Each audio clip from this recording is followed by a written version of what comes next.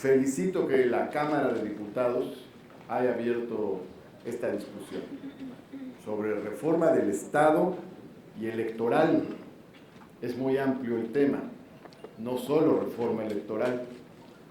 Qué bueno que se tenga esta iniciativa y gracias por la invitación, porque finalmente lo que se discuta y eventualmente se apruebe en la Cámara de Diputados tendrá que llegar al Senado de la República, o al revés.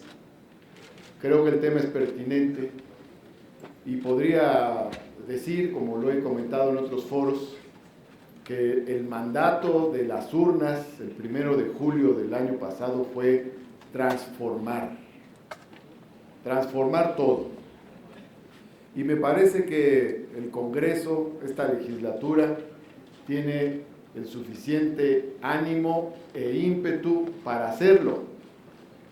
Hemos celebrado y sigo celebrando la reforma de paridad de género acordada ya por el Congreso de la Unión, y es una buena muestra de la profundidad de las decisiones que se pueden tomar sobre reforma del Estado. Esa ya es una reforma del Estado. Paridad en todos los órganos del Estado es ya una reforma del Estado. Hay otras ideas que están en la mesa, están debatiéndose y se está tomando postura alrededor de ellas.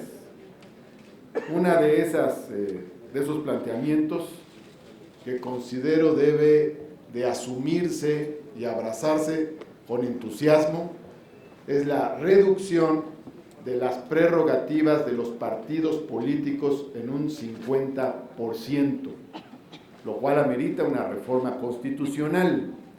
Por lo tanto, estamos hablando de reforma del Estado. Es deseable que se logre un gran consenso al respecto. Hay otro planteamiento que también tiene que ver con los temas de austeridad y pasa por la idea de que sea el INE el que organice las elecciones, prescindiendo de los llamados OPLES de las entidades federativas. El balance que hay, histórico, reciente, en general es negativo sobre los órganos electorales locales, y hay una tendencia donde hay dificultades y conflictos a pedir la organización de las elecciones locales directamente por el INE. Es un tema que debe valorarse también. En la mesa se encuentran otros asuntos. Uno de ellos es el de la revocación de mandato. Eso es reforma del Estado, es democratización, es intervención de la sociedad en la vigilancia, en el escrutinio, en el control del gobernante. Y junto con la revocación del mandato está planteada la cuestión de la consulta. Hoy en día no se puede aplicar la consulta establecida en el artículo 35 de la Constitución. Es imposible.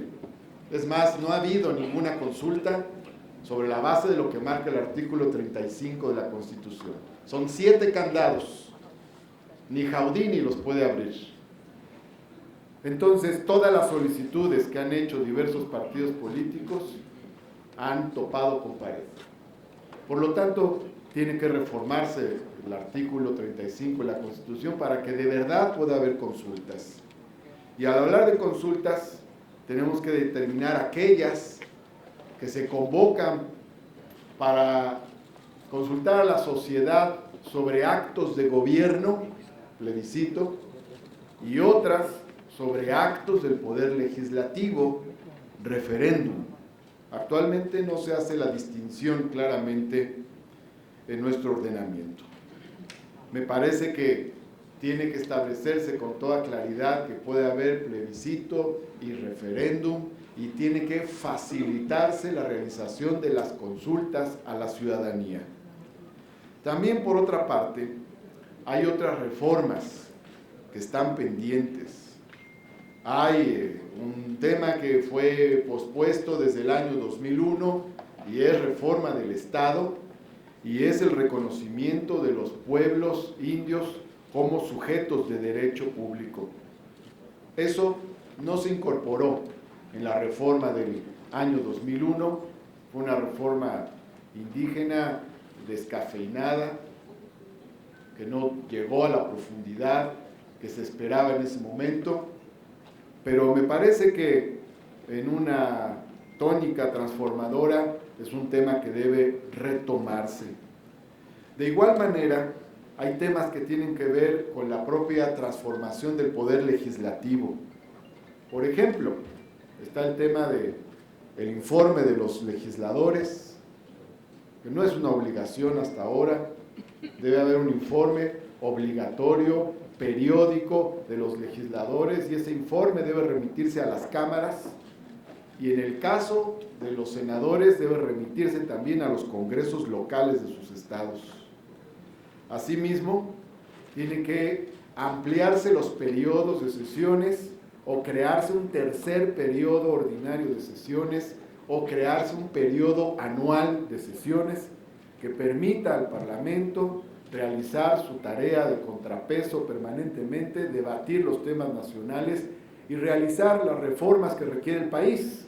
Hoy convocamos cada 15 días a un extraordinario, porque hay muchos temas que abordar y muchas reformas que realizar, pero institucionalmente podríamos tener más tiempo para hacerlo. En general, donde hay democracias más consolidadas, los periodos de sesiones son más amplios.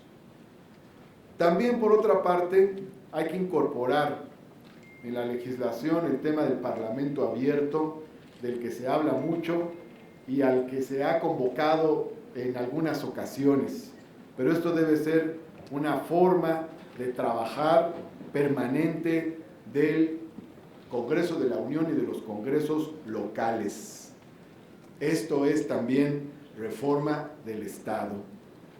De igual manera, sabemos que hay ciertos debates más complicados, por ejemplo, sobre la representación proporcional. Creo que tiene que hacerse un debate amplio. No debe desaparecer la representación proporcional, porque una mayoría que tenga el 40% podría quedarse con el 100% de la representación. Eso no sería democrático.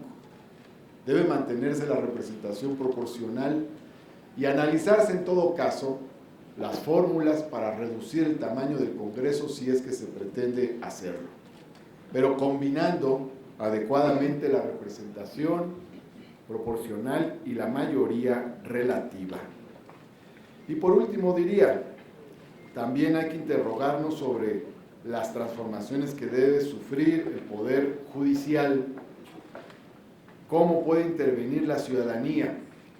En algún momento de la historia, en la Constitución de 1857 se planteó la elección directa de los ministros.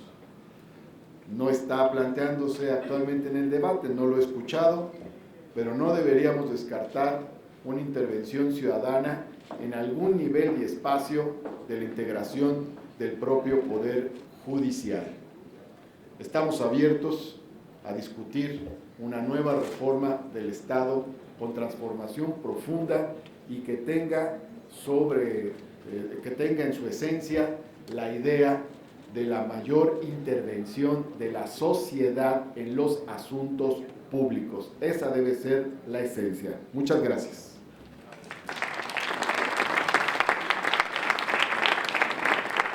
Muchas gracias a usted, señor senador Martí Batres Guadarrama.